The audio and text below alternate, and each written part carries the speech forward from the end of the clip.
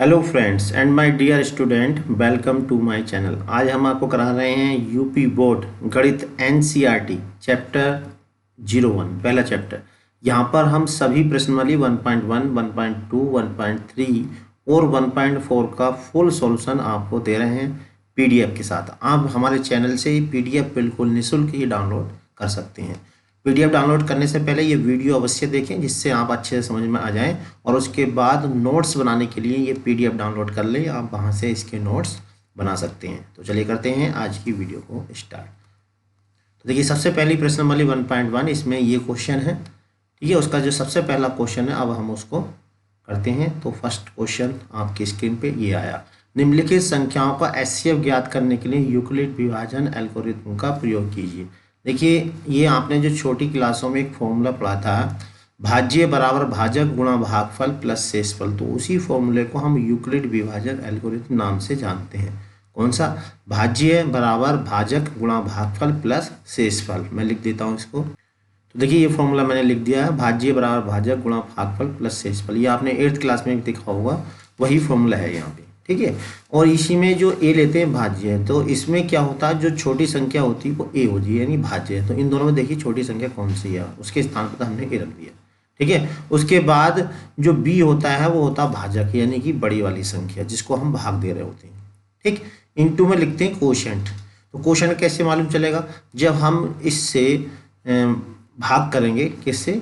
छोटी वाली संख्या से बड़ी संख्या को भाग करेंगे, तो वो यहाँ पर लिख देते हैं, वो एक बार भाग आएगा, और जो शेषफल होगा वो यहाँ पर लिख देंगे। तो आप चाहो तो इस क्रिया को भाग करके भी दिखा सकते हो, भाग करके ले सकते हो, अदरवाइज आप सीधा भी ले सकते हो। जैसे कि अगर मैं 135 से इसको भाग दूँ किससे? 225 को, तो यहाँ पर भाजक है, ये भाजक रहेगा, एक बार डिवाइड करेंगे तो 135। अब देखिए जो शेषफल आएगा वो कितना आएगा? 0, और 12 में 3 के 90 आएगा। तो यहाँ पे हमने ए क्या होता है? भाज्य, भाज्य क्या है? 225, ठीक है, बराबर भाजक, भाजक यानी जिससे भाग दिए 135, गुणा भागफल, भागफल कितना है? 1, प्लस के क्या लिखा जाएगा? शेषफल, ठीक है। अब उसके बाद जो दूसरी लाइन लिखनी होती है, जो 135 है उसको तो इधर लिख देंगे, और उसका जो भागफल है वो यहाँ पर लेंगे। फिर इनटू में फिर वही काम करना, 90 से 135 को भाग देनी है, तो आपके जो आएगा भागफल वो 1 आएगा, शेषफल आएगा 15, ठीक। इसी प्रकार से फिर 90 को यहाँ लिख देना, फिर यहाँ पे फिर इसको 45 से 90 को भाग देनी है, तो आपके भागफल 2 आएगा, ठीक है। और जो शेषफल कितना रह गया? 0। जैसे ही शेषफल 0 आता है, तो ये वाला जो नंबर होता है यही कहलाता है उसका मासा। तो इसका मासा कितना आ गया? 45। तो अब देखिए, इसी का दूसरा क्वेश्चन है 186, ये इनका हमसे क्या पूछा? मासा पूछा। किसके द्वारा निकालना? हमें यूक्लिड विभाजन एल्गोरिथम के द्वारा।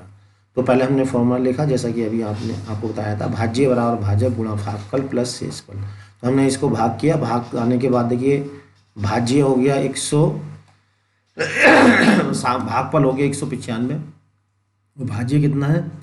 भाजक है 116, तो भाज्य 138,220, और जो भाज्य है, भाज्य बराबर भाजक गुणा भागफल प्लस शेषफल। तो भाज्य कितना है इसका? 38,220, और भाजक है 196, और भागफल कितना है इसका? 195 प्लस रिमाइंडर। तो रिमाइंडर कितना आया इसका? 0 आया, तो हमने 0 लिख दिया। तो यहाँ पर देखिए पहली बार में 0 आ गया, तो जब पहली बार में 0 आ गया तो इसका जो एचसीएफ हो गया वो हो गया, मासा हो गया 196 इतने का जो मासा है वो कितना हो गया? 96। तो फर्स्ट टाइम में ही निकल गया, जरूरी नहीं है कि स्टेप बढ़े, पहली बार में भी निकल सकता है। जब रिमाइंडर 0 आया था वहीं पे हम इसको छोड़ देते हैं।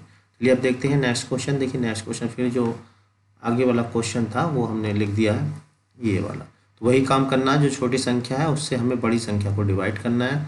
डिवाइड करने के बाद देखिए, अगर रिमाइंडर कुछ बचता है तो पहले हम क्या लिखेंगे?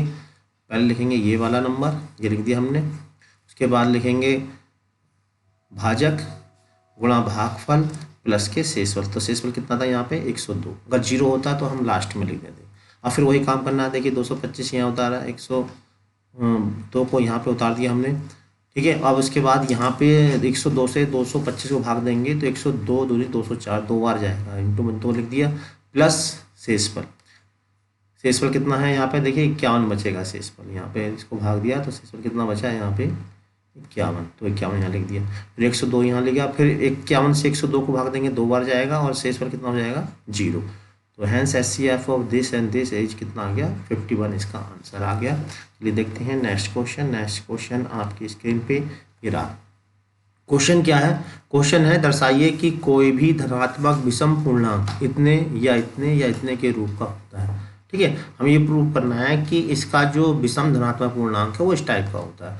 तो इसे भी हम उसी से करेंगे, यूक्लिड विभाजन लेमा। ठीक है, तो यूक्लिड विभाजन लेमा या ऐसा यूक्लिड डिवीजन बोलते हैं या यूक्लिड प्रमेय का बोलते हैं हिंदी में। ठीक है, ये फॉर्मूला है इसका, जहाँ ए कोई क्या होता है, धन पूर्णांक होता है, और बी जो लेते हैं वो यहाँ देख के लेते हैं। देखिए बी यहाँ पर कितना है, 6 है, तो हमने बी क्या ले लिया यहाँ पर थोड़ी देर के लिए 6 ले लिया। और आर की जो वैल्यू होती है आपको बता दें, बी के बराबर, उससे छोटी या 0 के बराबर या उससे बड़ी या बी से छोटी होती है। आर का मतलब है रिमाइंडर, जो भागफल आता है। ठीक है, जो भागफल होता है इस भाजक से हमेशा छोटा ही होता है।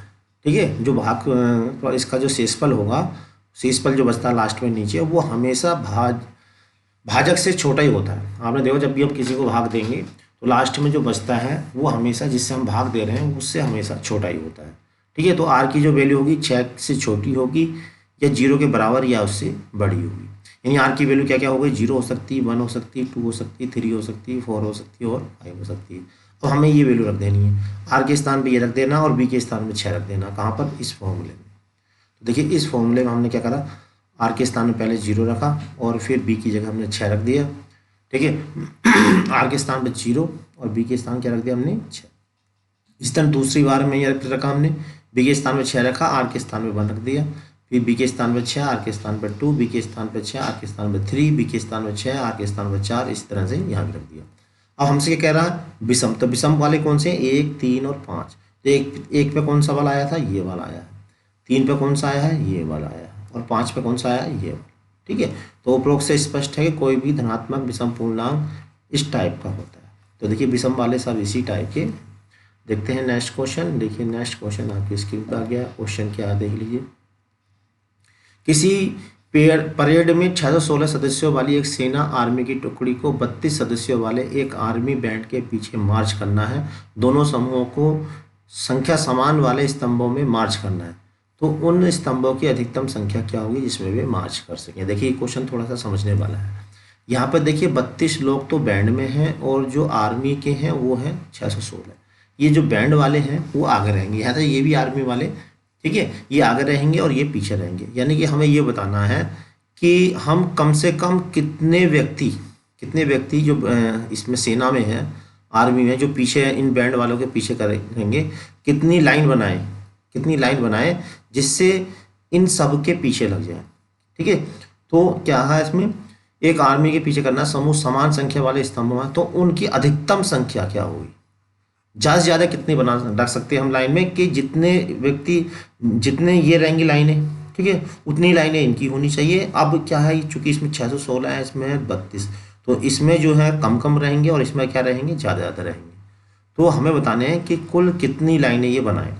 तो अभी हमें मालूम नहीं, तो इसके लिए हम क्या करेंगे, इसका और इसका एलसीएम निकालेंगे। ठीक है, जो एलसीएम होता है वही क्या अधिकतम संख्या होगी। ठीक है, तो इनका जो एलसीएम होगा वही क्या होगा, एक लाइन में लाइनों की संख्या मालूम होके आ जाएगी। तो सेना की टुकड़ी में कुल सदस्य कितने हैं, 600, मतलब बैंड में कितने हैं, 32। अब इसका एलसीएम निकालने का 2 तरीका है। ठीक है, ये तो आप इसे निकाल दें यूक्लिड विभाजन लेमा से। अच्छा, इसमें अधिकतम का मतलब हो गया मासा निकालना है, एलसीएम नहीं निकालना। अधिकतम से मतलब HCF, हाईएस्ट कॉमन फैक्टर। ठीक है, और न्यूनतम होता है तो हम निकालते हैं इसका एलसीएम। तो इस बात का आपको विशेष ध्यान रखना है यहाँ पे। तो यहाँ पे हमें क्या निकालना है, इसका HCF। तो एलसीएम निकालने के, HCF निकालने के लिए हम यूक्लिड डिवीजन लेमा का प्रयोग कर सकते हैं, या वैसे पहले से जो तरीका उससे भी निकाल सकते हैं, लेकिन यहाँ पर हम इसी से निकालेंगे।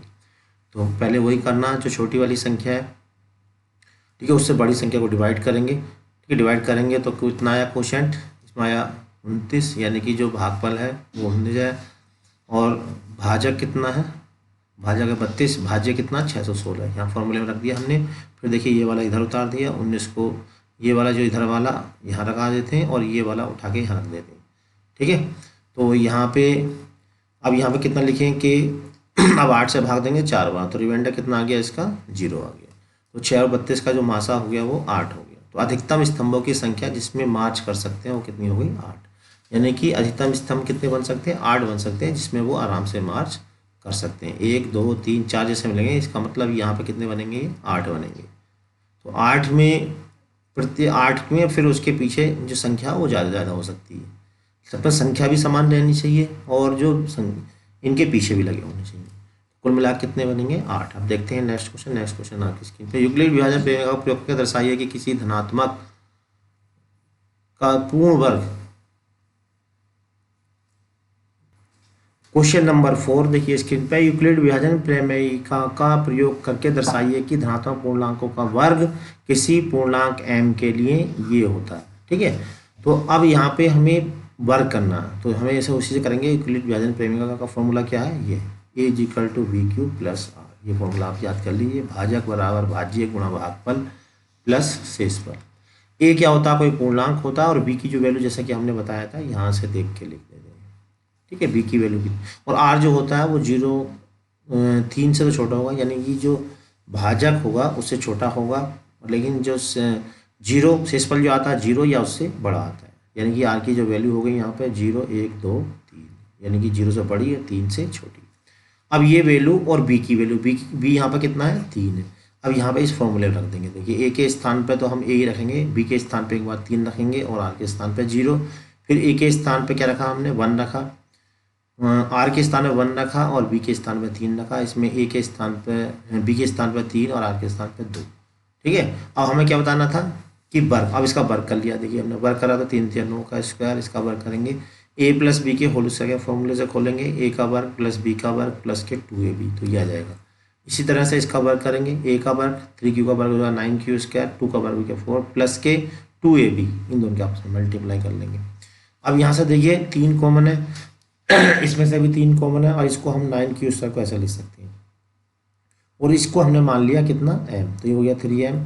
और इस वाले को जो मान लिया हमने 3 कॉमन लेने के बाद, इसको भी m मान लिया, और इसमें से जो कॉमन लिया इसको भी m मान लिया। क्यों मान लिया m, क्योंकि हमें आंसर m की टर्म में लाना था। ठीक है, तो हम देख रहे हैं कि जो वर्ग करा हमने वो किस टाइप का हो गया, 3m और 3m प्लस 1 के टाइप का हुआ। ये हम छोड़ देंगे क्योंकि हमसे केवल ये पूछा। तो नीचे लिख देंगे, अतः किसी धनात्मक पूर्णांक का वर्ग 3m और 3m प्लस 1 का होता है। जैसा क्वेश्चन नंबर अभी हमने किया था, बिल्कुल सेम क्वेश्चन यही है, बस इसमें क्या करना, हमें घन करना है। दर्शाइए प्रेम के प्रयोग का प्रयोग करके धनात्मक पूर्णांकों का जो घन होता है वो इस टाइप का होता है। तो बिल्कुल वही काम करना है। ठीक है, a is an integer and b is equal to 3, और जो b क्या लेंगे हम यहाँ पे 3 लेंगे, क्योंकि हमें देखिए 9 लिया जा रहा है। अब चूंकि यहाँ पे वर्ग हो करना हमें, तो 3 का वर्ग करेंगे तो उसमें 9 अपना ऑटोमेटिक आ जाएगा, क्योंकि क्यूब करना है तो क्यूब में आराम से आ जाएगा। तो यहाँ पे क्या ले लिया हमने 3, वैसे 9 भी ले लोगे तो क्वेश्चन तब भी हो जाएगा, लेकिन कैलकुलेशन थोड़ी लंबी हो जाएगी, तो इसलिए यहाँ 3 से काम चल जाएगा। तो वाई यूजिंग यूक्लिड डिवीजन, ये formula a is equal to b q plus r, a is any integer and v is equal to 3। तो यहाँ पे r की जो वैल्यू होगी वो क्या होगी, 0 1 और 2 होगी। अब ये वैल्यू हम क्या रखना है, r की जगह 0 रखना है यहाँ पे, और b के स्थान पे क्या रखना है, 3 रखना है। ठीक है, तो जब 0 रखेंगे तो ये आएगा, 1 रखेंगे तो ये आएगा, और 3 रखेंगे 2 रखेंगे तो ये आएगा। अब इसका क्यूब भी करना है, तो 3 क्यूब का क्यूब हो गया ये 27 क्यूब। अब इसमें से 9 हमने बाहर निकाला। अब 9 क्यों निकाला, क्योंकि आंसर में हमें 9 लाना था, और बाकी जो बचा उसके स्थान में हम m रख देंगे। बिल्कुल सेम काम यहाँ करेंगे। इसका घन करेंगे, घन होगा a का क्यूब प्लस b का क्यूब प्लस 3ab ब्रैकेट में a प्लस b। इसको अंदर एंट्री करी हमने, सॉल्व किया। अब यहाँ से देखिए 9q हमने कॉमन ले लिया, यहाँ से यहाँ तक में 9q, और ये 1 को जो हमने बाहर निकाल दिया, ये वाला 1 को हमने बाहर यहाँ पर रख दिया, और बाकी में सब में से 9 को कॉमन ले लिया। 9 क्यों ले रहे हैं, क्योंकि हम आंसर को देख के ले रहे हैं। अब इसी दूसरे वाले में भी सेम बिल्कुल हमने यही काम किया। देखिए ए का क्यूब यानी 3 का क्यूब हो गया 27, और 2 का क्यूब हो गया 8, फिर 3ab, 3 अपनी तरफ से a के स्थान पे 3q है, b के स्थान पे 2 है, ब्रैकेट में क्या आएगा a प्लस बी। अब इसके अंदर एंट्री कर देंगे। उसके बाद यहाँ से भी देखिए 9 कॉमन ले लिया हमने, 8 को बाहर निकाल दिया। 8 बाहर क्यों करा हमने, क्योंकि हमने आंसर में देख लिया कि इसमें प्लस में 8 आ रहा है। अब यहाँ से इसको हमने m मान लिया, तो बस वही लाइन लिख देंगे, hence cube of n integer of the form ही, अर्थात किसी क्या लिखेंगे, किसी धनात्मक पूर्णांक का जो घन होता है, अर्थात किसी धनात्मक पूर्णांक का जो घन होता है वो 9m प्लस 1 या 9m प्लस 8 के रूप का होता है। बस ये लाइन हम लिख देंगे। अब देखिए इसके बाद है प्रश्न वाली 1.2, इसके क्वेश्चन 7 क्वेश्चन है, ये भी बहुत आसान है। तो चलिए देखते हैं। सबसे पहला क्वेश्चन इसके ये रहा। क्वेश्चन क्या है इसको देखिए समझेंगे पहले। निम्नलिखित संख्याओं के अभाज्य गुणनखंड के गुणनफल के रूप में व्यक्त कीजिए। यानी हमें इसके अभाज्य गुणनखंड लिखने हैं बस, ठीक है। और अभाज्य गुणनखंड आपने करना पहली क्लासों में सीख रखा है, बड़े आराम से हम कर सकते हैं। 140 के टुकड़े इस तरह करेंगे, ये हो रहा है, पहले 2 से काटेंगे, ठीक है, फिर 5 से काटा, और उसके बाद देखिए 2 कितने बार आया हुआ, 1 2 बार आया हुआ, तो 2 का स्क्वायर लिख देंगे। 5 कितनी बार आया हुआ, 1 बार, तो 1 लिख देंगे। 7 कितनी बार है, 1 बार। तो 140 के अभाज्य गुणनखंड क्या आ गए, ये आ गए, ये आ गए 140 के अभाज्य गुणनखंड। बिल्कुल सेम, बिल्कुल ऐसे ही देखिए, ये ऐसे टुकड़े कर लिए हमने और इसको हमने ऐसे लिख दिया। 2 कितने बार आया हुआ है इसमें, 2 बार आया हुआ, तो 2 का स्क्वायर कर दिया। 3 ऐसे रहेगा, 1 ही बार है। या 13 भी ऐसे रहेगा, 1 को नहीं लिखते हैं। इसी तरह से लास्ट वाला देखिए, इसमें 5 कितने बार आया हुआ, 2 बार आया, तो स्क्वायर कर दिया। 3 कितने बार है इसमें, 3 भी 2 बार है, तो इसका भी स्क्वायर कर दिया। 17 कितनी बार है, 1 बार है, ठीक है। तो ये होगा इसके अभाज्य गुणनखंड। क्या होगा इसके अभाज्य गुणनखंड। तो बिल्कुल इसी प्रकार से जो और क्वेश्चन है वो भी कर सकते हैं। मैं आपको यहाँ पर दिखा देता हूँ, देखिए बिल्कुल सेम ऐसे ही वाला क्वेश्चन, इसे भी आप कर सकते हैं, ये वाला और ये वाला, ठीक है। अब इसके बाद देखते हैं नेक्स्ट क्वेश्चन। आप वीडियो पॉज करके इसको उतार लें। नेक्स्ट क्वेश्चन ये है, देखिए क्वेश्चन नंबर 2।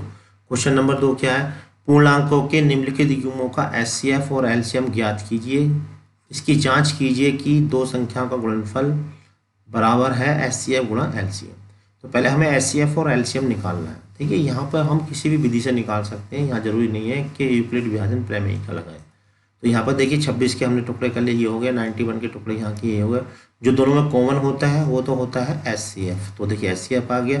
कॉमन के साथ जो बचा हुआ वो भी लिख दीजिए, तो आ जाता है एलसीएम। तो हमारा एचसीएफ ये आ गया, एलसीएम ये हो गया। अब हमें चेक करना है कि क्या ये सही है, तो इसके लिए फॉर्मूला होता है एलसीएम इंटू एचसीएफ बराबर होता है ए इंटू बी। तो एलसीएम यहाँ पे 180 है, एचसीएफ है 13, ए कितना 26 और बी कितना है 91। ए और बी से मतलब है जो संख्याएं होती हैं यहाँ पे, ठीक है। अब इनकी लेफ्ट की मल्टीप्लाई करी, राइट की मल्टीप्लाई करी, सेम टू सेम आ गई। इसका मतलब हमारा एलसीएम और एचसीएफ क्या है, बिल्कुल सही है। बिल्कुल ये वाला क्वेश्चन और ये क्वेश्चन भी ऐसे ही है। मैं इसका सोल्यूशन आपको दिखा देता हूँ, आप वीडियो पॉज करके सोल्यूशन को देख सकते हैं। देखिए बिल्कुल सेम इसी तरीके से किया हमने। पहले दोनों के टुकड़े करे, जो कॉमन था वो क्या कहलाएगा, एचसीएफ कहलाएगा। कॉमन तो रखने, बाकी जो बचा वो भी लिख लीजिए, वो हो जाएगा एलसीएम 23,460, ठीक है। अब ये फॉर्मूले में हमने लेफ्ट राइट रखा, दोनों बिल्कुल इक्वल आ गए, तो इसका मतलब ये भी बिल्कुल सही है। इसी तरह से ये वाला क्वेश्चन किया गया, इसको भी आप वीडियो को पॉज करके देख सकते हैं, जैसा अभी हमने किया बिल्कुल सेम वही है। तो एचसीएफ और एलसीएम आपको पता ही चल गया है।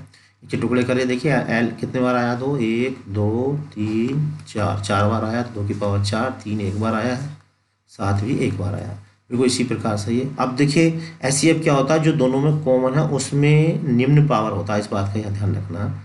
एचसीएफ क्या होगा, जो दोनों को कॉमन है उसमें कम पावर, ठीक है। और देखिए ये भी कॉमन है, तो एचसीएफ क्या हुआ, दोनों में 2 की पावर 4 है, 2 की पावर 1 है, दोनों में जो कम पावर होगी। यहाँ पे देखिए 3 में एक कम पावर कितनी है, 3 है, 3 लिखनी, तो एचसीएफ हो गया 6। और एलसीएम में क्या लिखना, हाईएस्ट पावर लिखनी, इस बात का विशेष ध्यान रखना है। एलसीएम में हाईएस्ट पावर लिखनी है और जो बचा हुआ वो भी लिखना है। एचसीएफ में लोएस्ट पावर और एलसीएम में हाईएस्ट पावर, इनको सॉल्व कर लेंगे, ये आ गया। अब इस फॉर्मूले से इसको प्रूफ करेंगे तो बिल्कुल सेम प्रूफ हो जाएगा। इसके बाद देखिए क्वेश्चन नंबर 3 आ गया है, ये भी बहुत आसान है। अभाज्य गुणनखंड विधि द्वारा निम्नलिखित पूर्णांकों के एचसीएफ और एलसीएम ज्ञात कीजिए। तो अभाज्य गुणनखंड द्वारा, जैसा कि हम पहले भी हम कर चुके हैं, तो पहले इनके देखिए टुकड़ा करें हमने, 12 के ये आ गए, 15 के टुकड़े ये आ गए, किसके टुकड़े ये हो जाएंगे। और जो तीनों में कॉमन होगा वो कहलाएगा एचसीएफ। तो कॉमन क्या देखिए ये लिख लिया, ठीक है। अब एलसीएम कैसे लिखना, जो कॉमन है उसकी हाईएस्ट पावर 3 और बाकी जो बचा हुआ सब उतार दीजिए, तो आंसर आ गया एलसीएम। उसके बाद इसी तरह से देखिए हम करेंगे 17 के, 17 का क्या करेंगे, टुकड़े ये हो गए, 13 के ये हो गए, 24 के हो गए। सब में कॉमन क्या है, एक तो कॉमन है, क्योंकि एक तो सब में ही होता है, ठीक है। ना भी लिखोगे तब भी एक ही लिखना पड़ेगा, कुछ कॉमन नहीं है तो एचसीएफ होता है 1। एलसीएम में सबकी मल्टीप्लाई हो जाती है, इनकी मल्टीप्लाई कर देंगे, ये एलसीएम हो जाएगा। उसके बाद बिल्कुल ऐसे ही वाला क्वेश्चन है, देखिए 8 के हमने टुकड़े करे, 8 के टुकड़े करे, क्योंकि 2 की पावर 3, 9 के टुकड़े 3 का स्क्वायर और 25 टुकड़े 5 का स्क्वायर। एचसीएफ तीनों में देखिए कुछ भी कॉमन नहीं है तो बना गया। और एलसीएम में क्या लिख दिया जाता है, जब कुछ कॉमन ही नहीं है, जो बचे उन सब का गुणनफल जो होगा वो एलसीएम हो जाएगा। इसके बाद देखिए क्वेश्चन नंबर 4। क्वेश्चन नंबर 4 क्या है, एचसीएफ 306 और 657 इज 9 दिया है, तो एलसीएम ज्ञात करना। तो इसके लिए फॉर्मूला लगाएंगे, फॉर्मूला होता है LCM गुणा HCF is equal to A into B। तो यहाँ पर देखिए HCF दे रखा 9, तो HCF के स्थान पर हमने 9 रख दिया। और जो ये A है पहला वाला, दूसरा वाला होता है B। ये LCM दिस एंड दिस, ठीक है। तो यानी A और B के स्थान पर रख दिया। इस 9 को अपन में ले 9 से काट दिया और ये आंसर है।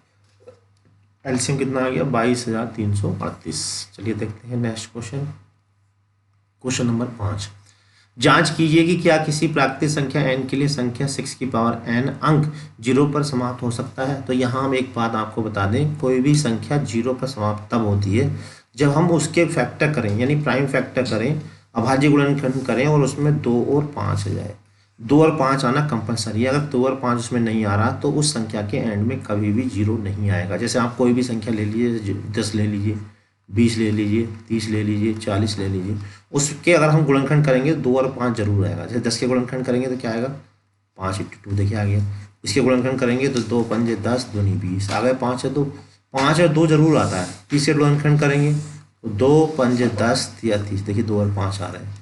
अब इसी तरह 40 से गुणनखंड करेंगे तो 2 दूनी 4 पंजे 20, दूनी 40, यानी 5 और 2 उसमें डेफिनेटली आता है अगर उसके लास्ट में जो है 0 है। तो यहाँ पर हम देख रहे हैं कि 6 की पावर n जो उसके जो गुणनखंड है उसमें 2 तो आ रहा है लेकिन 5 नहीं आ रहा, ठीक है। जब 2 आ रहा है लेकिन 5 नहीं आ रहा है तो इसका मतलब इसका जो एंड है वो 0 में कभी भी नहीं आने वाला। और यहाँ पे n लिखा, n की पावर भी करोगे तब भी नहीं होगा, ठीक है। तो क्या लेंगे, कोई भी संख्या 0 पर तब समाप्त होती है जब उस संख्या के अभाज्य गुणनखंड में 2 या 5 हो। परंतु यहाँ दी गई संख्या 6 की पावर n के अभाज्य गुणनखंड में 2 तथा 5 नहीं है, अतः 6 की पावर n 0 पर समाप्त नहीं होगा। ये इंग्लिश में भी लिखा, हम इंग्लिश में नोट करना चाहते हो इसको इंग्लिश में लिख सकते हो। क्वेश्चन नंबर 6 स्क्रीन पे है, बहुत क्वेश्चन इस बार आया था यूपी बोर्ड में। क्या था, व्याख्या कीजिए कि ये और ये भाज्य संख्या है। तो भाज्य संख्याएं तब होती हैं जब अगर हम उस संख्या के अभाज्य गुणनखंड करें और वो 2 से ज़्यादा है, ठीक है। तो पहले हमने इसको सॉल्व किया, क्या करा 13 हमने यहाँ से कॉमन ले लिया। कॉमन लेने के बाद देखिए यहाँ पे 1 बचा, इनकी गुणा करके 1 इसमें जोड़ दिया। जोड़ने के बाद ये हो गया 78 और 78 के हम टुकड़े कर सकते हैं। तो यहाँ पर देखिए कितने गुणनखंड आए इसके, 1 2 3 और 4। अगर किसी के 2 से ज़्यादा गुणनखंड होते हैं तो वो जो संख्या होती है भाज्य संख्या होती है। तो यहाँ पर देखिए इसके जो 4 गुणनखंड आ रहे हैं, इसका मतलब ये संख्या कैसी हो गई, भाज्य। इसी प्रकार से देखिए यहाँ से हमने 5 कॉमन लिया, 5 कॉमन लेने के बाद जो अंदर बचा था इन सब की यहाँ तक गुणा करी, गुणा करने के बाद ये आ गया और 1 इसमें प्लस कर दिया तो हो गया 109। तो यहाँ भी देखिए 1 2 और कुछ नहीं होता तो 1 तो हम अपनी तरफ से लिख लेते हैं। तो इसके भी क्या 2 से ज़्यादा गुणनखंड है, तो ये भी कैसी संख्या हुई, भाज्य है। तो क्लियर है कि दोनों संख्याएं कैसी हैं, भाज्य हैं, क्योंकि दोनों संख्याओं के जो गुणनखंड हैं वो 2 से ज़्यादा हैं। यही बात हमने यहाँ भी लिख दी है। चलिए देखते हैं नेक्स्ट क्वेश्चन। नेक्स्ट क्वेश्चन देखिए बड़े बढ़िया क्वेश्चन है। क्वेश्चन क्या, क्वेश्चन को पहले समझेंगे। क्वेश्चन है, किसी खेल के मैदान में चारों ओर वृत्ताकार पथ है, जैसा कि आपको इस चित्र में दिख रहा होगा। इस मैदान का एक चक्कर लगाने में सोनिया को 18 मिनट लगते हैं, जबकि उसी मैदान का एक चक्कर लगाने में रवि को 12 मिनट लगते हैं, ठीक है। मान लीजिए कि वे दोनों एक ही स्थान से चलना प्रारंभ करके एक ही दिशा में चलते हैं, तो कितने समय बाद वो पुनः प्रारंभिक स्थान से मिलेंगे। तो क्वेश्चन को जरा समझना है। देखिए मान लीजिए ये इनका स्टार्टिंग पॉइंट है, एक की स्पीड जो है वो 12 है, दूसरे की जो स्पीड है वो 18 है। तो ये तो निश्चित है जो सोनू है उसकी स्पीड 12 है और जो रवि है उसकी जो स्पीड है वो क्या है 12 है। इसका मतलब ये जो सोनू है इसकी स्पीड तेज है, ये तेज दौड़ रहा है, इसकी स्पीड स्लो दौड़ रहा है। तो ये अगर राउंड लगाएगा तो जल्दी से यहाँ पर आ जाएगा, ये थोड़ा देर से आएगा। लेकिन ऐसा हो सकता है कि जो सोनू 5 चक्कर लगाए और ये 8वें या 9वें चक्कर में आके इससे मिल जाए, तो कितने चक्कर बाद ये मिलेगा। तो इसके लिए हमें क्या करना है, इनके दोनों के मल्टीपल लिखने और जो सबसे पहला कॉमन मल्टीपल होगा उतने ही सेकंड बाद ये मिल जाएंगे, क्योंकि तभी मिल पाएंगे जब इनका द्वारा चली गई दूरी सेम हो जाएगी। तो हमने देखिए 18 के मल्टीपल करे, 12 के मल्टीपल किए, यहाँ पे जो सबसे पहला कॉमन आ रहा है वो 36 आ रहा। वैसे आगे भी आएंगे कॉमन, क्योंकि एक ही बार नहीं मिलेंगे, वो दोबारा भी मिलेंगे। जब वो राउंड लगा रहे हैं तो हो सकता है दूसरे चक्कर में मिल जाए, फिर उसके बाद 8वें मिल जाए, फिर ऐसा कई बार मिलेंगे। लेकिन जो सबसे पहली बार मिलेंगे वो कितने 36 मिनट बाद। हैंस आफ्टर 36 मिनट बाद they will meet again at the starting point, यानी स्टार्टिंग पॉइंट से इतने मिनट बाद वो मिल जाएंगे। तो एलसीएम करने का एक तरीका ये होता है, एक ये आप कोई से भी तरीके से कर सकते हो, वो हमने अभी पहले ही बताया था। जो कॉमन होता है वो लिख लेते हैं, उसके बाद जो बचा वो लिख लेते हैं। हिंदी में भी हमने इसको लिख दिया है। चलिए अब देखते हैं एक्सरसाइज 1.3। तो 1.3 का फर्स्ट क्वेश्चन देख लेते हैं। ये बहुत ही इंपॉर्टेंट है और क्वेश्चन जो है आते ही आता है। ठीक है, अब की बार भी आया था, तो इसे आप बिल्कुल बढ़िया रखे कर लीजिए। सिद्ध करो √5 एक अपरिमेय संख्या है। तो इसको हम विरोधाभास विधि से करते हैं, कंट्राडिक्शन मैट्रिक्स से करते हैं और थोड़ी देर के लिए मान लेते हैं कि ये जो है वो परिमेय संख्या है। क्या मान लेते हैं हम कि √5 एक क्या है, परिमेय संख्या है। जब ये परिमेय संख्या है तो P/Q के रूप में होगी। और P और Q क्या होते हैं, परस्पर अभाज्य पूर्णांक और Q का मान 0, यानी P और Q आपस में कटने नहीं चाहिए, यानी P और Q दोनों ही प्राइम होते हैं, अभाज्य गुणनखंड होते हैं P और Q। ठीक है, अगर हम इनको भाज्य प्रूव कर दें किसी प्रकार से P और Q को, तो इसका मतलब ये जो संख्या है वो परिमेय नहीं होगी, अपरिमेय हो जाएगी। ठीक है, तो चेक करते हैं। इसके लिए क्या करा हमने, देखिए Q को उठाकर राइट में ले गए, लेफ्ट में ले गए, दोनों पक्षों का वर्ग कर लिया। वर्ग करने के बाद ये आया। अब यहाँ पर समझने वाली बात है, देखिए यहाँ पे इंटू में 5 लिखा हुआ है, तो 5 लिखा हुआ, तो इसका मतलब ये जो पूरी संख्या होगी वो 5 से कट जाएगी, यानी भाज्य होगी। जैसे कोई भी संख्या ले लीजिए, अगर 5 के इंटू में आप कोई भी संख्या लिख दो अपनी मर्जी से, कोई भी संख्या, जैसे मान लीजिए 3 रख दिया, और जो आंसर आता है वो निश्चित रूप से 5 से कटती है, निश्चित रूप से 5 के इंटू में आप कोई भी दुनिया का नंबर रख दीजिए और मल्टीप्लाई करने के बाद जो नंबर आएगा उसको आप 5 से डिवाइड करेंगे तो 5 से कट जाएगा। तो 5 की और 5 से भाज्य, आप चूंकि ये संख्या P² के बराबर है तो इसका मतलब P² भी 5 से क्या होगा, भाज्य होगा। और ये हम जानते हैं, अगर किसी संख्या का वर्ग 5 से भाज्य हो तो वर्गमूल भी होता है। जैसे मान लीजिए 25 कोई संख्या 5 से भाज्य है और 25 का वर्गमूल कितना होता है, 5, तो 5 भी 100% 5 से भाज्य होगी। इसी तरह देखिए 4 2 से भाज्य है तो इसका वर्गमूल भी जो है 2 से भाज्य हो जाएगा। इसका वर्गमूल हो गया 2, तो 2 भी 5। ऐसी 9 देखिए 3 से भाज्य है तो इसका 9 का वर्गमूल होता है 3, तो वर्गमूल भी 3 से भाज्य होगा। तो यही बात देखिए यहाँ पे है, P² जब 5 से भाज्य है तो P भी क्या होगा, 5 से भाज्य होगा। ठीक है, अब जब P 5 से भाज्य है तो इसका मतलब P की जो वैल्यू होगी वो 5 इंटू समथिंग होगी, है ना, जहाँ x कोई क्या है, संख्या है। तो अब हमने P की वैल्यू यहाँ पर उठा के A में यहाँ पे रख दी। तो A में रखेंगे तो फिर इसको देखिए सोल्व किया हमने, 5 का वर्ग हो गया 25, 5 से इसको काट दिया, ये आ गया। फिर हम वही लाइन लिखेंगे। अब यहाँ पर देखिए ये क्या है, 5 से भाज्य क्यों है, क्योंकि इंटू में 5 लिखा हुआ है। और ये 5 से भाज्य क्यों है, क्योंकि ये संख्या इसके इक्वल है। ठीक है, अब ये 5 5 से भाज्य है तो वर्गमूल भी 5 से भाज्य होगा। क्यों होगा, किसी संख्या का वर्ग अगर भाज्य होता है किसी संख्या से तो वर्गमूल भी भाज्य होता है। अब देखिए हम ये कह रहे हैं कि जो समीकरण एक ही, इसमें कहा हमने कि P 5 से भाज्य है और 2 में कहा हमने Q भी 5 से भाज्य है, यानी कि P और Q दोनों 5 से कट रहे हैं। जबकि हमने यहाँ क्या कहा था कि ये दोनों अभाज्य हैं। ये तो हमने जो माना स्टार्टिंग में वो तो गलत हो गया। इसका मतलब जो गलत क्या था, माना था हमने, इसको परिमेय माना था, अपरिमेय हो गया गलत, तो इसका मतलब क्या हो गया, अपरिमेय। तो संख्या 2 ही प्रकार की होती है, या तो परिमेय होती है या अपरिमेय। अगर कोई संख्या परिमेय नहीं है तो अपरिमेय होगी। ठीक है, क्योंकि ये परिमेय नहीं है इसलिए कैसी हो गई, अपरिमेय। तो इसी को हमने लिख दिया। देखिए जो हमारी परिकल्पना के विपरीत है, अर्थात √5 एक अपरिमेय संख्या है। लिए अब देखते हैं नेक्स्ट क्वेश्चन। अब देखिए ये भी इम्पोर्टेंट क्वेश्चन है, बहुत ही आसान क्वेश्चन है। सिद्ध करो कि ये एक अपरिमेय संख्या। तो जैसा हमने अभी क्वेश्चन किया था बिल्कुल उसी तरह से करना है। तो थोड़ी देर के लिए हम इसको मान लेंगे, माना ये परिमेय संख्या है। लेट ये इज ए रेशनल नंबर, आप हिंदी में लिख लें इसे कि माना 3+, अगर आप हिंदी में लिखना चाहें तो, इंग्लिश में करना चाहें इंग्लिश में कर दो, आपकी चॉइस है। 3 + 2√5 एक क्या है, परिमेय संख्या है। जब परिमेय संख्या है तो ये P/Q के पूर्ण में होगी, जहाँ P और Q क्या है, परस्पर अभाज्य पूर्णांक। क्या लिखेंगे यहाँ पे, जहाँ P और Q क्या है, परस्पर अभाज्य पूर्णांक, और Q कैसा है, ≠ 0।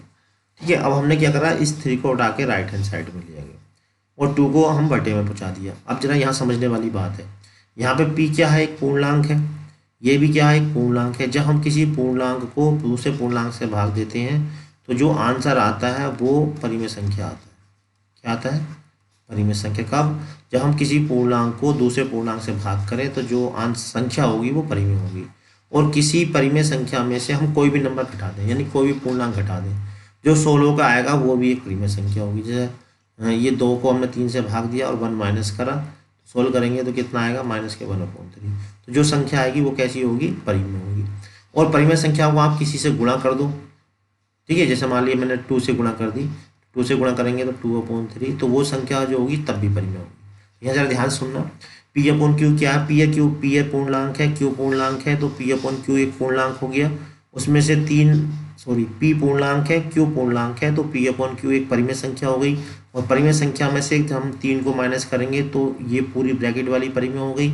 और इस परिमेय संख्या को जब हम 1/2 से गुणा करेंगे तो भी परिमेय हो गई। ठीक है, तो इसका मतलब राइट हैंड साइड ये पूरी कैसी हो गई, परिमेय हो गई। जब ये परिमेय है तो इसकी लेफ्ट हैंड साइड वाली जो संख्या ये भी कैसी हो गई, परिमेय हो गई। ठीक है, लेकिन हम जानते हैं कि रूट की जो संख्याएं होती हैं वो अपरिमेय होती हैं। तो इसका मतलब हमने जो स्टार्टिंग में माना था कि √5 एक परिमेय है तो वो गलत हो गया। जब ये गलत हो गया तो सही क्या हो गया कि √5 एक अपरिमेय संख्या है। देखिए मैंने यहाँ पे इंग्लिश में लिखा, आप हिंदी में लिख सकते हैं, मैं बोल रहा हूँ इसका पूरा अर्थ क्या है। पी ए क्यू आर को प्राइम इंटीजर, चूँकि पी और क्यू क्या है, पूर्णांक है, इसलिए 1/2 p/q-3 भी क्या होंगे, एक रेशनल संख्या यानी परिमेय संख्या होंगी। क्योंकि पी और क्यू एक पूर्णांक है, पी और क्यू क्या दोनों पूर्णांक हैं, इसलिए ये जो ब्रैकेट में लिखी पूरी संख्या क्या होगी, एक परिमेय संख्या होगी। ठीक है, जब ये परिमेय संख्या जो मैंने अभी बोला उसी लिखा, जब ये परिमेय संख्या है ये इसके इक्वल है तो √5 भी इज आल्सो रेशनल, इसलिए √5 भी क्या हो गई, परिमेय होगी। बट वी नो डैट, परंतु हम जानते हैं कि √5 इज रेशनल, यानी √5 जो एक अपरिमेय संख्या है। ठीक है, इरेशनल नंबर यानी अपरिमेय संख्या। Therefore our assumption about 3 + 2 √5 is wrong, यानी कि जो हमने परिकल्पना की थी कि 3 + 2 √5 एक परिमेय संख्या है वो गलत है। ठीक है, देयरफॉर आवर अजम्पशन अबाउट ये इज रॉन्ग, यानी हमने जो स्टार्टिंग में परिकल्पना की थी कि 3 + 2 √5 एक परिमेय संख्या है वो हमारी परिकल्पना के विपरीत है या गलत है, इसलिए 3 + 2 √5 एक जो है अपरिमेय संख्या है। ठीक है, समझ में आ गया होगा। अब देखते हैं नेक्स्ट क्वेश्चन ये आ गया, देखिए बिल्कुल सेम, बिल्कुल ऐसे ये करना है। तो ये हमने क्वेश्चन नंबर 2 का फर्स्ट पार्ट, देखिए फर्स्ट पार्ट क्या है, पहले प्रूफ करना है कि ये जो संख्या है वो अपरिमेय है। तो इस सबको कंट्राडिक्शन मेथड से करेंगे, विरोधाभास विधि से, यानी स्टार्टिंग में परिमेय मान के। तो हमने मान लिया कि 1/√2 क्या है, एक परिमेय संख्या है। जब परिमेय संख्या है तो ये p/q के फॉर्म में होगी, जहाँ p और q क्या है, परस्पर अभाज्य पूर्णांक और q का मान 0 नहीं है। इंग्लिश में कह सकते हैं p and q आर को प्राइम, अभाज्य पूर्णांक को को प्राइम बोलते हैं। ठीक है, अभाज्य पूर्णांक है, जब ये अभाज्य पूर्णांक है, ठीक है, p/q के फॉर्म में है, तो हमने क्या करा, इसको पलटा मार दिया इसमें, यानी कि नीचे की संख्या ऊपर कर दी और ऊपर की नीचे, ऐसा कर सकते हैं। अब ध्यान से सुनना, पी क्यू भी पूर्णांक है, पी भी पूर्णांक है, तो इसका मतलब हम ये पूरा डिवाइड हो रहा है, तो डिवाइड जो आएगा वो भी क्या होगा, पूर्णांक। जैसे 2 पूर्णांक है और 3 पूर्णांक है, 2 को 3 से भाग दोगे 2/3 जो आ जाएगी वो परिमेय संख्या आ जाएगी। ठीक है, जब ये परिमेय संख्या हो गई तो इसका मतलब इसकी जो इक्वल में वो भी परिमेय हो गई, लेकिन हम जानते हैं √2 जो होती है वो परिमेय नहीं अपरिमेय होती है। इसका मतलब हमारी जो परिकल्पना है वो गलत सिद्ध हुई। तो इसका मतलब सही क्या है, सही ये है कि 1/√2 एक जो है अपरिमेय संख्या है। तो इसी बात को हमने लिखा है, देखिए सिंस पी और क्यू आर को प्राइम इंटीजर, चूँकि पी और क्यू क्या है, दो अभाज्य पूर्णांक है, इसलिए q/p एक परिमेय संख्या होगी, क्योंकि दो पूर्णांकों का जो भागफल होता है वो परिमेय संख्या होगी। For this √2 is also rational, तो इससे तो ये हुआ कि √2 भी एक परिमेय संख्या हुई। बट वी नो डैट, लेकिन हम जानते हैं कि √2 क्या होती है, एक अपरिमेय संख्या होती है। Therefore our assumption about 1/√2 is rational is wrong, तो इसका मतलब हमने जो परिकल्पना की थी कि 1/√2 एक परिमेय संख्या है वो गलत है। जब वो गलत है तो सही क्या है, 1/√2 इज ए रेशनल नंबर, यानी 1/2 जो है एक अपरिमेय संख्या है। देखते हैं नेक्स्ट क्वेश्चन देखिए ये आ गया, बिल्कुल सेम ऐसे ही करना है, ये भी लैंग्वेज वही लिखनी है, ये लैंग्वेज याद हो जाती है जब बार बार हम लिखते हैं इसको। तो 7√5 इज ए रेशनल नंबर, तो बिल्कुल सेम वैसे ही करना हमें इसे। देखिए इसे p/q मान लिया, फिर वही लाइन लिखेंगे जहाँ p और q क्या परस्पर अभाज्य पूर्णांक है और q 0 नहीं है। अब हमने देखिए इसको क्या करा, हमने 7 को इसके इंटू में लिया है, फिर वही घटना देखिए, p पूर्णांक है, q भी पूर्णांक है, तो p/q जो होगी वो परिमेय संख्या होगी। और जब हम परिमेय संख्या को किसी संख्या से गुणा कर दो या भाग कर दो तो जो आंसर आता है वो भी परिमेय होता है। तो इसको हमने देखिए 7 से भाग किया गया है, तो इसका मतलब जैसे मैं एक एग्जांपल दे दूं, जैसे एक पूर्णांक 1 है, दूसरा पूर्णांक 2 है, अगर हम इसके इंटू में कोई भी संख्या से गुणा कर दें, जैसे मान लीजिए 3 से कर दी, तो जो आंसर आएगा वो परिमेय ही होगा।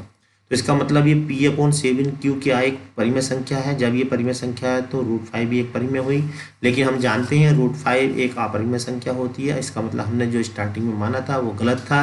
तो इसका मतलब ये परिमेय नहीं, एक अपरिमेय संख्या है। तो इसी बात को हमने देखिए यहाँ पे लिख दिया। फिर मैं इसका अर्थ बता देता हूँ। Since P and Q R को प्राइम इंटीजर, क्योंकि पी और क्यू क्या अभाज्य पूर्णांक है, इसलिए पी अपॉन 7 क्यू क्या हुई, एक परिमेय संख्या हुई। For this √5 is also rational number, तो इससे ये पता चलता है कि √5 भी क्या है, एक परिमेय संख्या है। बट वी नो डैट, लेकिन हम जानते हैं कि √5 जो है एक अपरिमेय संख्या है। So our assumption about 7√5 is rational is wrong, अर्थात हमने जो परिकल्पना की थी कि 7√5 एक परिमेय संख्या है वो गलत है। Hence 7√5 is a rational number, अतः 7√5 क्या है, एक अपरिमेय संख्या है। तो आप इंग्लिश में लिख लें इसे, चाहे मैंने हिंदी में बोल दिया, आप वीडियो पॉज करके हिंदी में भी इसको नोट कर सकते हैं। नेक्स्ट है देखिए, बिल्कुल सेम यही करना है। 7√5 इज ए रेशनल नंबर, तो इसको भी हम देखिए कंट्राडिक्शन मेथड से करेंगे।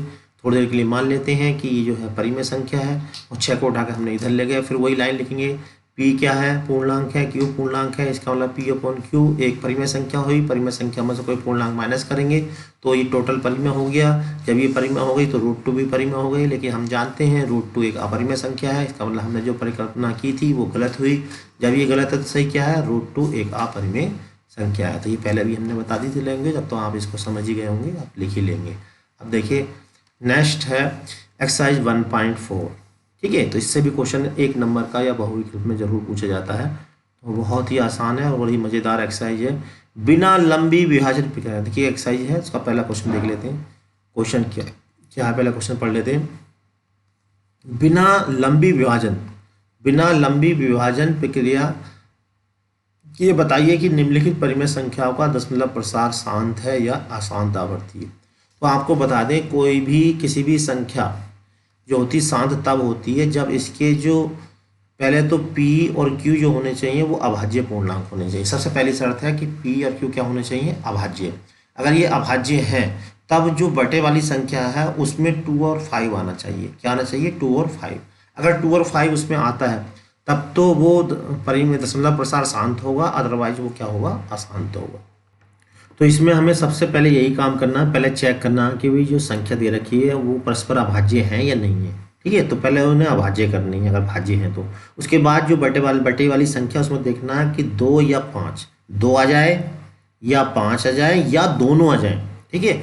अगर इसके अलावा कुछ और आता है तो हम तुरंत लिख देंगे कि ये जो संख्या है वो अशांत आवर्ती है। तो वही ये तो फैक्टर करके मालूम चलेगा। तो देखिए हमने 13 के फैक्टर कर होंगे नहीं, 13 ही रहेगा, और 31, 25 के ये फैक्टर यहाँ पे कर दिए हैं। तो यहाँ पर देखिए ये आ गया 5 की पावर 5। अगर 2 नहीं है तो हम इंटू में 2 की पावर 0 इस तरह से लिख लेंगे, ठीक है। 2 की पावर 0 क्या होता है, 1 होता है। ये फॉर्मूला होता है 1 की पावर 0 = 1। तो इसी तरह 2 की पावर जो 0 होगी उसकी वैल्यू भी 1 होगी, ये हम लिख लेते हैं। तो यहाँ पर देखिए 2 और 5 के अलावा कुछ नहीं आया इसके बटे में, इसका मतलब ये कैसा हो गया, शांत आवर्ती। तो इसी को हमने हिंदी और इंग्लिश दोनों में लिखा है, आप अपने हिसाब से लिख सकते हो। यहाँ एक और मैं काम की बात बता रहा हूँ, हालांकि इस क्वेश्चन में वो बात नहीं पूछी है, मैं बता दे रहा हूँ। ये भी पूछ लेते हैं कि ये दशमलव के कितने स्थान तक टर्मिनेट हो जाएगी, यानी दशमलव के कितने स्थान तक ये संख्या कट जाएगी। तो आपको बता दें 2 और 5 में जो सबसे बड़ी घात होती है उतने स्थान तक ये संख्या कट जाएगी। अगर हम इसे डिवाइड करें, 31, 25 से 13 को भाग करें तो दशमलव के 5 स्थान बाद ये पूरी कट जाएगी। तो इसी बात को हम यह संख्या दशमलव के बाद 5 स्थान तक कट जाएगी। कैसे पता चला, इन दोनों संख्याओं में जो बड़ी घात होगी उतनी घात तक ये पूरी कट जाती है। तो ये बात मैंने इसमें एक्स्ट्रा बता दी है। अब देखते हैं इसी का, देखिए नेक्स्ट क्वेश्चन बिल्कुल सेम ऐसे ही है। 17/8 में हमें बताना है, तो फिर वही काम करना है जैसे कि हमने पहले किया था। 17/8, 8 के टुकड़े कर लिए तो की पावर 3 इंटू में 5 की पावर 0 लिख सकते हैं। फिर वही लाइन लिखनी है क्योंकि इसका जो हर है वो 2 की पावर n और 5 की पावर m के प्रकार का। देखिए पहले में भी हमें लैंग्वेज में तो ये लिखना पड़ेगा, ठीक है। ये तो पता चल गया कि हमें जो है, लेकिन लैंग्वेज इसकी ऐसे लिखेंगे, इतने का दशमलव प्रसार शांत है क्योंकि इसका जो हर है वो 2 की पावर n इंटू 5 की पावर m के रूप का है। ये वाली लैंग्वेज में हमें लिखना पड़ेगा, ठीक है। अब यहाँ पर देखिए बिल्कुल सेम ऐसे ही किया, तो इसमें भी वही लैंग्वेज लिखी जाएगी कि इसका जो हर है वो 2 की पावर n और 5 की पावर m के प्रकार का है, अतः ये कैसी है, शांत, ठीक है। अब दूसरी कौन सी है, इसके बाद है देखिए थर्ड है इसका 64/455। तो 64 के भी देखिए हम टुकड़े करेंगे और इसके भी टुकड़े करेंगे। तो 64 के हमें से देखिए कुछ किसी भी संख्या से नहीं कट रहा है 64, है ना। तो इसका मतलब ऊपर भी अभाज्य संख्या है और नीचे भी कैसी है, अभाज्य संख्या है। अब नीचे देखिए 5 और 2 के अलावा यहाँ पर देखिए 7 और 13 आ गया, तो इसका मतलब ये जो है कैसा है, अशांत आवर्ती। क्या लिखेंगे हम, चूंकि इसका जो हर है वो 2 की पावर n और 5 की पावर m के प्रकार का नहीं है, अतः ये अशांत आवर्ती है। तो ये भाषा लिखेंगे 64/455 एक जो है अशांत आवर्ती है, चूंकि इसका जो हर है वो 2 की पावर n इंटू 5 की पावर m के रूप का नहीं है। अब देखिए नेक्स्ट क्वेश्चन, ये भी बिल्कुल सेम ऐसे ही करना है। कितना है अब ये 15/600, तो 15 के देखिए टुकड़े हो जाएंगे 5 इंटू 3 और इसके भी टुकड़े हो जाएंगे। तो यहाँ पे देखिए 3 एक बार जो है ये 5 कट जाएगा यहाँ से, इससे, ठीक है। तो हमें इस बात का विशेष ध्यान रखना है कि ये अभाज्य होने चाहिए, ठीक है। अगर भाज्य हैं तो पहले इसे अभाज्य बना लेंगे। और यहाँ पे हमने 1600 के टुकड़े कर दिए हैं, देखिए कितने बार आया इसे, 1 2 3 4 5 6, तो 2 की पावर 6 हो गया। 5 2 बार आया तो 5 की पावर 2। अब देखिए हर में केवल 2 और 5 ही है, इसके अलावा कोई और नहीं है, ठीक है। तो ये कैसा हो गया, शांत, कैसा हो गया ये, शांत। तो इसे हम लिख देंगे शांत। क्यों है, क्योंकि हर जो है वो 2 की पावर n इंटू 5 की पावर n के प्रकार का है। बटे में 2 और 5 के अलावा कुछ और नहीं आना चाहिए, अगर ऐसा नहीं आ रहा तो वो हो जाएगा शांत। और देख लेते हैं, देखिए क्वेश्चन नंबर इसका नेक्स्ट, ये वाला क्वेश्चन देखिए सभी मैंने क्वेश्चन हल कर दिए, आपको तरीका समझ में आ गया है। ऐसे यहाँ पे ये करा, देखिए फैक्टर कर लिए, फिर वही देखिए इसमें लिखना, ये कैसा हो गया, ये शांत हो गया क्योंकि 2 और 5 नहीं आ रहा है। ऐसे इसमें देखिए 2 और 5 है तो ये शांत हो गया। 6 15 में देखिए पहले हमने टुकड़े करके काट लिया, अभाज्य कर लिया। इसमें देखिए 5 है, ये भी शांत हो गया। और ऐसे ही 35 50 इसके टुकड़े करे काट लिए हमने, इसमें देखिए 5 है 2 है, ये भी शांत हो गया। अब यहाँ पे 100, ये देखिए ये कैसा होगा, अशांत हो जाएगा, ठीक है। अशांत क्यों हो गया ये, क्योंकि इसमें जो है 5 7 और आ गया। यहाँ पर 5 है, ये भी शांत हो गया, ठीक। अब यहाँ पर देखिए 77 270 टुकड़े कर लिए हमने, टुकड़े करने के बाद देखिए फिर भी 3 रह गया यहाँ पे, इसलिए कैसा हो गया, अशांत। बात समझ में आ गई होगी, ठीक है। तो अब देखिए चलते हैं, देखते हैं नेक्स्ट क्वेश्चन। नेक्स्ट क्वेश्चन आ गया है। अब देखिए ऊपर दिए गए प्रश्न में उन परिमेय संख्याओं का दशमलव प्रसार के रूप में लिखिए। तो मैं देखिए यहाँ क्वेश्चन को दिखा देता हूँ। ऊपर दिए गए प्रश्न में, यानी कि जो पहला क्वेश्चन था उसी में हमें करना है इसको, ठीक है। उन परिमेय संख्याओं के दशमलव प्रसारों को लिखिए जो शांत है, जो शांत है उनके प्रसार को हमें लिखना है, यानी डिवाइड करके लिखना है कि कितना आएगा, ठीक है, जो शांत है। तो ऊपर से सारे क्वेश्चन मैंने देखिए यहाँ पे उतार दिए हैं, जिससे बार बार पीछे हमें ना देखना पड़े। तो सबसे पहला क्वेश्चन ये, हमें ये बताना है कि दशमलव के कितने स्थान तक वो कटेगा और कटने के बाद वो संख्या कितनी आएगी। तो काम पहले तो वही करना जो कि हमने पहले किया था, यानी कि टुकड़े भी करने हैं हमें इसके, ठीक है, ऊपर नीचे के। उसके बाद यहाँ पर देखना भी है। तो यहाँ पर देखिए ये क्या, 13 है 2 की पावर 5 की पावर। अब इसे हमें ये काटना है इसको, तो काटने का ये ट्रिक है इसकी कि यहाँ पे जो मैक्सिमम पावर है वो देख लीजिए आप कितनी है, ठीक है।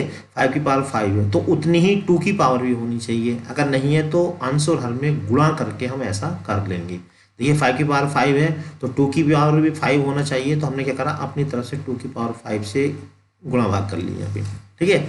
और नीचे क्या करेंगे, नीचे 2 और 5 की मल्टीप्लाई कर देंगे। 2 5 या 10, 2 5 10 और 5 ऐसे रहेगा। ऊपर वालों की भी आपस में मल्टीप्लाई कर लेंगे, ये आ गया 416 और 10 की घात 5 का मतलब ये। अब यहाँ से जीरो गिन लीजिए कितने जीरो हैं, देखिए इसके अंदर 1 2 3 4 5 जीरो, 5 जीरो। तो यहाँ पे पॉइंट इस समय लगा है, इससे लेफ्ट की ओर 5 के बाद दशमलव लगाना है। तो अंक है 3, 2 कम पड़ना है तो 2 जीरो अपनी तरफ से लगा देंगे और यहाँ पॉइंट लगा देंगे, ठीक है। Hence the decimal expansion is ये, यानी कि इसका जो अगर हम डिवाइड करेंगे तो एक तरीका ये होता है। दूसरा तरीका ये होता है कि आप 31 25 से 13 को भाग दे लो।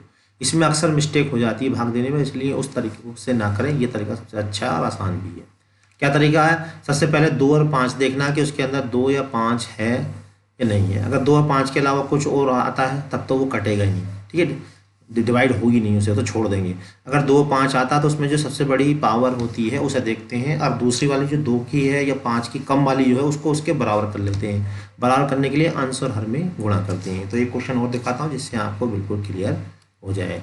देखिए ये वाला क्वेश्चन देख लीजिए। इसमें क्या देखिए 17/8, तो 17 ऐसे रहेगा, 8 को ले सकते हैं 2 की पावर 3। अब यहाँ पे देखिए 5 तो है नहीं है, यानी 5 की पावर 0 है। हमें 5 की भी 3 करना है तो 5 की पावर 3 से ऊपर नीचे गुणा कर ली। उसके बाद 2 5 10, 10 के देखिए कितना का 3 जीरो, 3 के बाद पॉइंट लगा दो, देखो ये हो गया। तो ये बात यहाँ पे लिख दी है। ऐसे देखो 64/455, ऊपर वाले के टुकड़े करें, नीचे वाले के टुकड़े करें। ये जरूरी है, देखिए अभाज्य होना बहुत जरूरी है। यहाँ पे क्या देखिए 13 आ गया, तो इसका मतलब ये जो है पूरा पूरा नहीं कटेगा।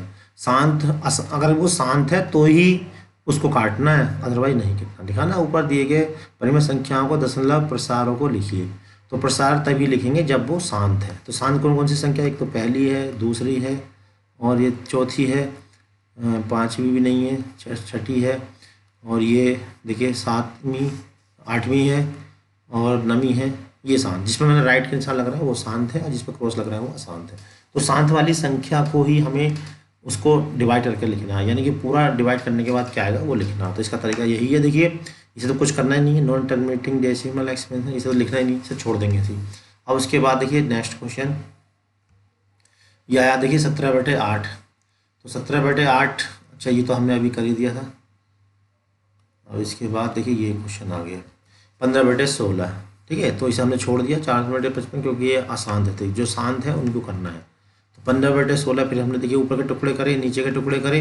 टुकड़े करने के बाद देखिए यहाँ पर सबसे बड़ी पावर कितनी है, इसकी 6 है, और जो कम वाला है उसकी 2 रह गई। 6 करने के लिए 5 की पावर 4 से ऊपर नीचे गुणा कर देंगे।